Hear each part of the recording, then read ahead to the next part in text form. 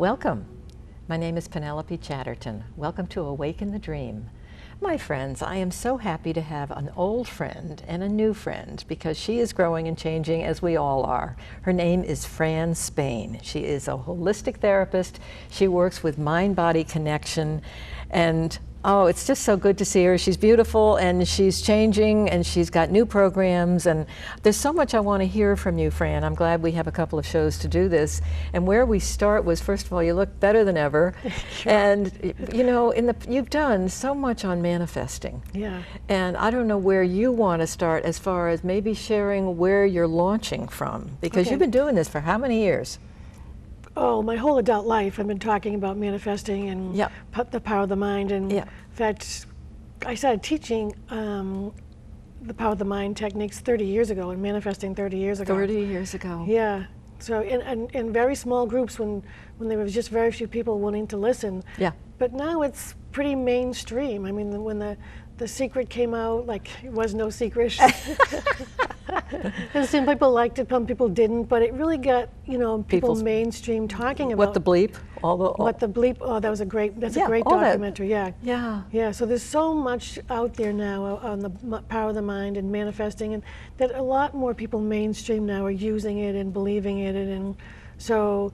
Are they finding an individual way to approach it, like yourself? I mean, are you finding individual approaches to how to share it? Oh yes. Yeah. Yeah, yeah. That's exciting. It is exciting, and it's more exciting when people see it work, even in small ways. Like I tell people just to use it in a small application, Yeah. whether it's a parking space or like, you know, finding a penny. It doesn't matter. Like getting the appointment that you really want, just in a small way, and then when you see it working, like to use it in bigger ways. So I think it's harder for adults to use these techniques because we're so entrenched in our old beliefs that it's hard for us to believe that you know, getting bigger things for ourselves. Miracles can happen. Miracles can happen, but you know, it's really not about getting stuff. It's about really understanding how powerful beings we really are. Yeah. And all the spiritual leaders before us said, what I can do, you can do, and more. Yeah, I know. And none of us know what that means. None of us know that we can turn water into wine, or you know, multiply foods to feed Loaves everybody. and fishes. The loaves and the fishes. Yeah. Excuse me. But I want the kids to understand this. So I've taught in the school system. I've taught a lot of kids. Are they easy to approach? I mean, are they excited? And yeah, because kids don't have the limiting beliefs that we have had established all these years. Yeah.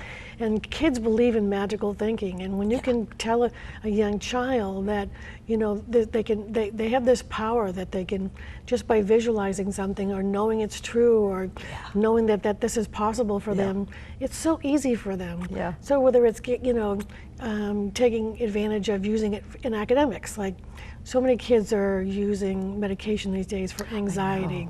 I And it's a lot of it because they're afraid they're not going to do well, they're not going to test well. But yeah, if you I can, know that fear. Me too. I'm dyslexic, and I barely graduated from high school. Yeah.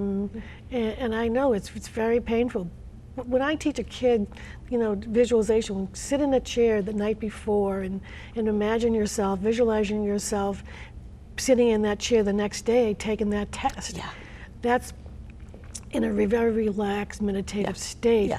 When they go take that test the next day, they are relaxed. It's not about taking a pill. They've already rehearsed it. Yeah. Like professional athletes do. They rehearse their Do they? Yes, professional did athletes and not know Olympic that. athletes have been using this technique for decades. So they go there. They Emotionally, do they take their emotions, their everything to that? So if it's a runner, for an example, they've envisioned themselves and experienced themselves running in a meditative state. Oh. Every muscle in their body is engaged, even though they're not on the track. So did you know that if you did your workouts, so you know what a workout feels like, you know what it feels like to go to the gym. Yeah. If you did that in your armchair every day, When you go to the gym, it will take you 25% less time to get the same results. Really? Because I love you've already done it in your mind. Yeah. And you're already developing that muscle memory. in your mind, Yeah. and your brain doesn't know the difference that you're not in the gym or on the track or on the golf course or sitting in the chair taking a test. Yeah. The benefit is that you're doing it in a relaxed state, Yeah. so that when you do go do the activity, you are in that same relaxed state, and your body still has a memory of that relaxation, Yeah. but the power of the muscle memory that you've created Yeah. on and off the track. It's So really amazing. you envision it, you feel it, you experience it. In other words, you Exactly. experience it before the Ex- actual. You know what you're reminding me of, Fran? You remember if you ever have a problem or something that's gnawing at you and Yeah. you're nervous about it. Right. So you go to, and then you come up with a plan B or C, and all of a sudden you just feel like, oh, I could always, if that doesn't work out, I can always, I can find a solution if I sit and I don't have to accept the fact that this could fail. There could be something else that could be better. Exactly. It's just like having We- we- backup.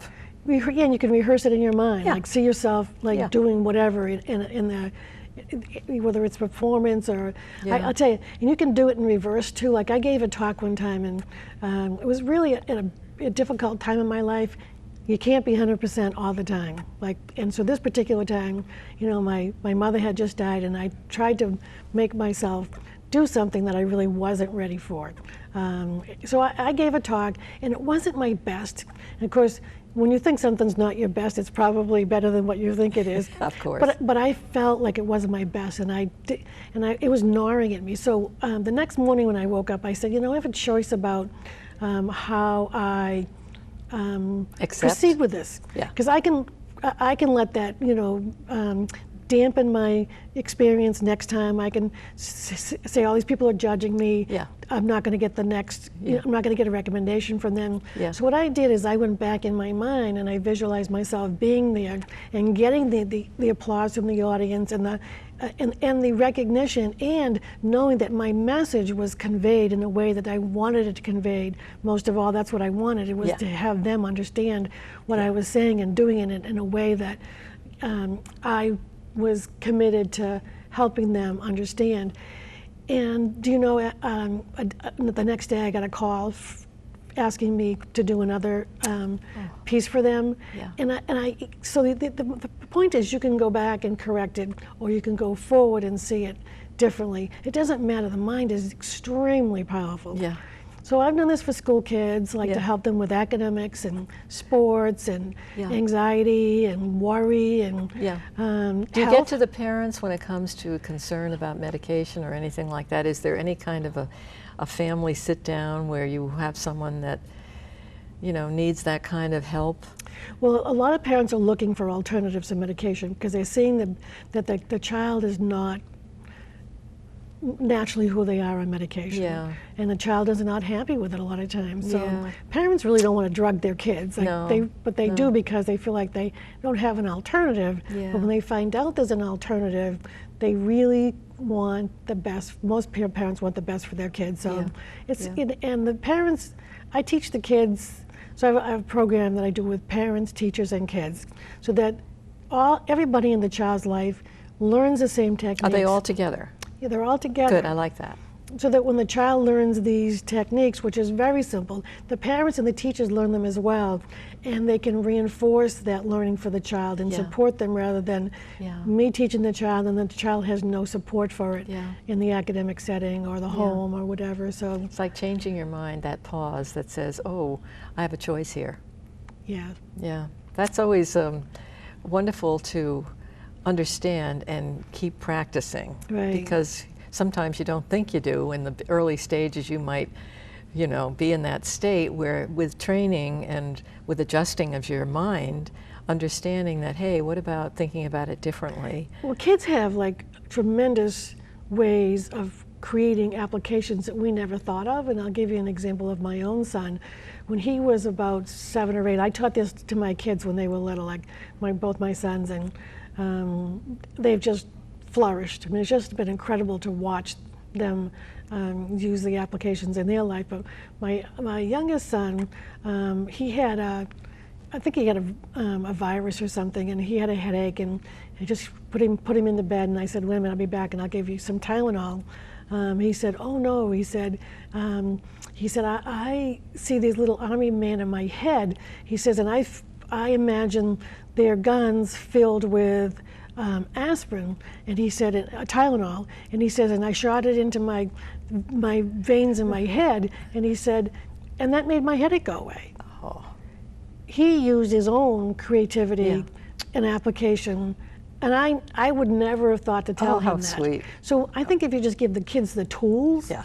they can they can figure out a way that works best for them. And it's amazing Yeah. how what kids do with it. Yeah. So speaking about health, I've taught the power of the mind-body connection to a lot of medical professionals. Yeah. Nurses have gotten CEUs for it. Now, what is CEUs? CEUs are Certificates? continuing ed credits Oh, good. towards their licenses, Oh, nice. licensure. And the nurses, So they recognize your program, they certainly. do.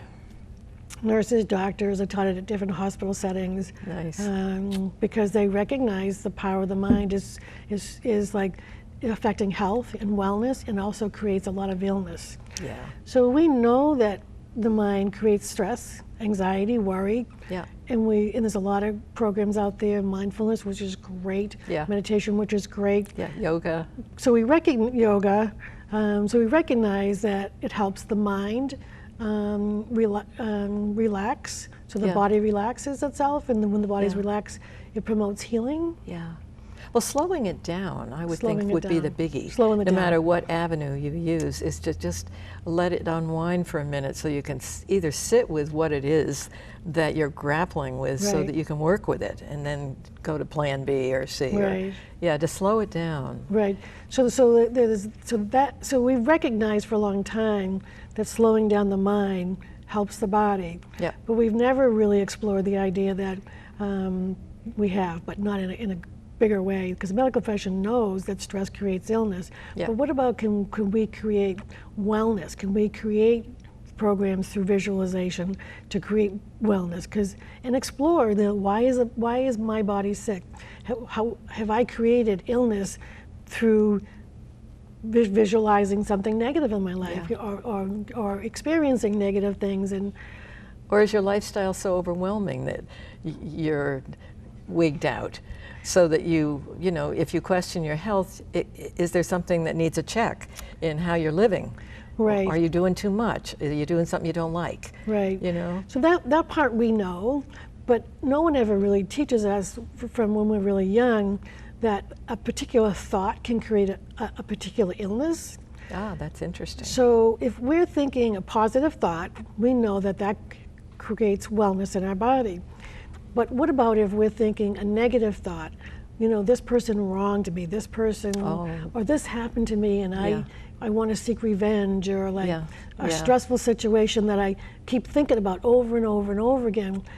So we have primitive brains. The brain is always thinking about. We're reactive. We're hardwired to react to the environment. Yep. The flight or fight, in survival mode, protecting us from our environment. Our brains haven't caught up yet. So we're always thinking about the negative thing and worrying about the negative thing. And we try to bring ourselves back to the positive a lot of times, and then the negative comes back, and we bring it back to the positive, and then the negative comes back. Yeah. And that's because our brains are hardwired that way. Yeah. But when we allow ourselves to think negatively on a regular basis, continually thinking, that affects our health. Yeah. It affects our health. Or Just a accepting thought. the negative plane that we're in, where you can't, there's so much negativity out there and so much fear out there that is ingrained. I mean, we need to have grace for ourselves because we've taken it all in. We live here. Right. And so that's a lot to take on and sort out to be creative and manifest differently and not be a victim to all of this stuff, the fear. The fear. Well, there's a lot of negativity. Just look at the news. So if we can control our minds, really control our minds, really come back and say every day I'm going to visualize something positive. Be grateful for some things that are happening in my life. Just keep my mind clean and clear. Our health would be better. Because no one told us if we daydream and we're daydreaming about some negative things, just the thought creates illness. Just the thought, over and over and over again, thought creates illness. So I'll give you an example. How our body is experiencing our emotions and how that's connected. Yeah. So for example, just your heart, right? You say when something happens, a relationship ends or someone dies, you say, my heart is broken. Well, do you know if you believe that and you continue to believe that, they say that scientists have proven that people have died of a broken heart. Oh, yes, I've heard that. Yes, Yeah. that's true. Yeah. So if you think about something that's like something bad happened, you go, oh, right? You touch Yeah. your heart. Or something pleasant happens, you see a little baby go, oh. Yeah. Why? Because your heart is reacting. Yeah. And you automatically Yeah. put your hand on your heart. And unconsciously. But we know like that something's happening in our heart. Oh, isn't that wonderful? Yeah, isn't that Or- amazing? Yeah. So all our parts of our body are reacting to every thought we have, every emotion we have. Yeah, yeah. The heart speaks. The heart speaks. Yeah. It does. And a heart has its own vibration. Yeah.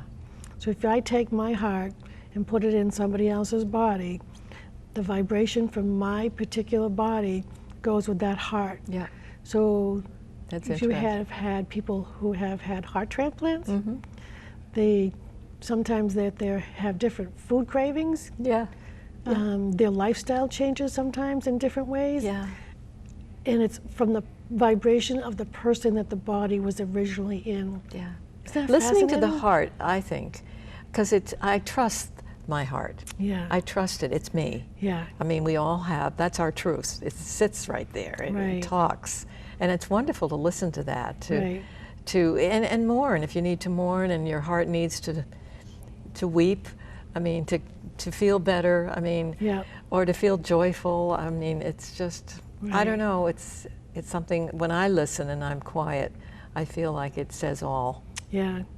So I think the important thing too is allow your heart to speak.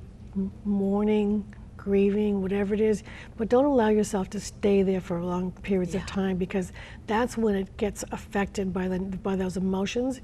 And I'm not saying we shouldn't have emotions and feelings of any kind. Like I'm not saying that. Yeah. When we allow ourselves to stay in a negative state for a very long time. I agree. You could make something out of that. You could say, oh, well, I mean, you could enjoy that. Yeah. Meanwhile, I think there's a natural purging when you're in sorrow, Right. where there's a washing, Yes. and there's a nice light It's- at the end of that. So, yes. and if you don't want to go to that, then yes, you could make a disease out of, oh, I think I'll, Yeah. yeah. Yeah. So there was a wonderful story about this couple that were in their 70s, and they used to go out to breakfast every single morning. They were married since childhood sweethearts, and they got into a very bad car accident. Oh. And they were transported to the hospital, and they recognized that they probably weren't going to live, both of them. So they the nurse had enough sense to put them side by side, and she put their hands together, Oh. and he died 2 hours before her. Oh. But her heartbeat still showed up in his heart monitor. No. How interesting. Yes. Wow. That's, Soulmates. That says a lot. One, Yeah. it says that the heart, that's such a strong vibration, right? Yeah. But it also talks about, like, it teaches us that, we give off a vibration no matter what. Yes. So when you walk into a room and somebody's angry, particularly if it's someone you care about, You know gonna- it. You know it because you feel it, Feel right? it. You feel it, but no one ever tells us to, like, you can feel all those other emotions too. Like, you can feel all those other emotions when someone is sad or angry. So no matter what we're thinking, everything comes from a thought. Mm. The thought creates the feeling, and the feeling creates the vibration, and the vibration is what you're putting out. So if you want more world peace, then put out a better vibration. Yeah. Put out a vibration of Yeah. love every place you go. That's a good example, because we do know that when we can pick up negativity and someone's in a terrible place, Yes. and you just feel it, and how it makes you feel, it makes you realize, gee, I don't want to be like that. I want to offer peace. Right. And if I'm like that, that's not offering anybody much of anything, except Right. they need to work something out, Yep. or we hope they'll feel better. Right. But I mean, and I understand that, yeah. So I've been teaching classes, like I said, for 30 years. I've been for kids, medical professionals, homeless vets, in the nice. school system, Yeah. health fairs, like just a variety of different places. Yeah. And so all the money that I get from those workshops, I donate to peace organizations, because I believe you if do. we clean up our minds and we know just how powerful we really are, that we can have whatever it is we want, we can have better health, and we can have a better life. My goal is to help empower people, because when, especially kids, so because we've become a world of greed. Yeah. Getting stuff. Yeah. And we want so much stuff that we steal from people, we cheat the government, Yeah. business. Yeah. You know, it's become a worldwide. A way of life. What can I get? So, but if we know that we have access to all those things, then we would have peace. We wouldn't have to be getting what somebody else has. Yeah. So that's why that's why I believe in this concept so much, that I feel like I don't need to keep the money that I get, that I'll donate to other organizations who are committed to peace. Yeah. What a nice feeling that must be, it knowing is. that It your is. your vibration is raising. Yeah. Everyone's in oneness. Yeah. We're all pooling it. So whatever Right. you want to, that's a great contribution to everybody. Right. Everybody wins. Everybody wins. Everybody wins. Yeah. So are you still studying? I noticed you had mentioned before the program, you really do grow and change in a metaphysical world when you are on the path and you just, you're in love with it and you have a niche and a mission. Yeah. And it keeps moving. It does. And new stuff keeps coming, which I think makes it even more exciting. You never plateau. Right. So I keep evolving and changing, and I keep growing and learning. Yeah. But I also believe the society has too. Like Yeah. this culture has too. Like I started off saying earlier, like I would teach this in little pockets. Yeah. And now I'm teaching medical professionals. I go into hospitals and teach, medical staff. Yeah. That wouldn't have happened 30 years ago. Do you believe that? I mean, how we've changed. When I even think of our sexual preferences and how what's accepted is phenomenal. That to me is just such a mind blower. Where we've been in the 60s to where we are now. Right. I never thought that could happen. Right. We have a pope that's accepting. The Pope. The pope, really, it's it's phenomenal. It is. Yeah. Yeah. It's nice to be able to really accept and just appreciate it and know it's only going to keep getting better. Right. And what can we do to join that? Acceptance and appreciation puts out a vibration. Yeah. It puts out a vibration that people can feel. Yeah. It makes the world a better place and more peaceful and loving and kind. And does this help folks find something too that they really want to do, that if they open to, let's say, they cut through this vibration of maybe what's expected of them and they're feeling freer, that they might become more daring about trying things and experiencing new stuff, and just know because it comes from their heart, it's going to work. Well, if you have an expectation of things working out for you, and you really do trust the spirit that will, and you love it, it'll happen. Yeah. And you don't have to, we spend so much time worrying about getting things, or whether it's the job or the money or the house or paying the bills or whatever. Yeah. But if we relax and just know that it's all going to be okay, and I don't mean going out and spending, but I mean take spending so that it feels like you're being taken care of, and know that it's going to be. It's that deep level of trust that everything is taken care of. That's a big difference. It sounds. The trust. That you can enjoy life. You can enjoy life. It can be fine. It's all going to work out. It's going to be. Everything's okay. Exactly. I'm okay, you're okay. Yep. Yeah. Exactly. And our projections, we have to keep an eye on how we see folks. Right. We have to see through their illusions, or our illusions about what we think we see. Right. I mean, we have so many choices. Oh, we have 5 minutes, Fran. Okay. Oh, this is inspiring. Yeah. So, do you have private clients? I have one-on-one clients, so I do help people understand manifesting, relationships, whatever is not working in their life. Yeah. I have a lot of people who I see for the medical issues, helping to develop a program to do either creative visualization, affirmations, seeing themselves whole and well, and knowing that's the truth and creating that inner vibration. But my chemistry's changing just hearing you say that, because that's what people can do. Their chemistry can change. Well, the chemistry does change. It's scientific proof that that it does change your body. Yeah, I can almost see all the fear waves leaving and all the angst leaving. And once you quiet down. Yeah. There's so many wonderful ways to quiet down, which is Yeah. so important. And of course, we can't overlook even running around the block.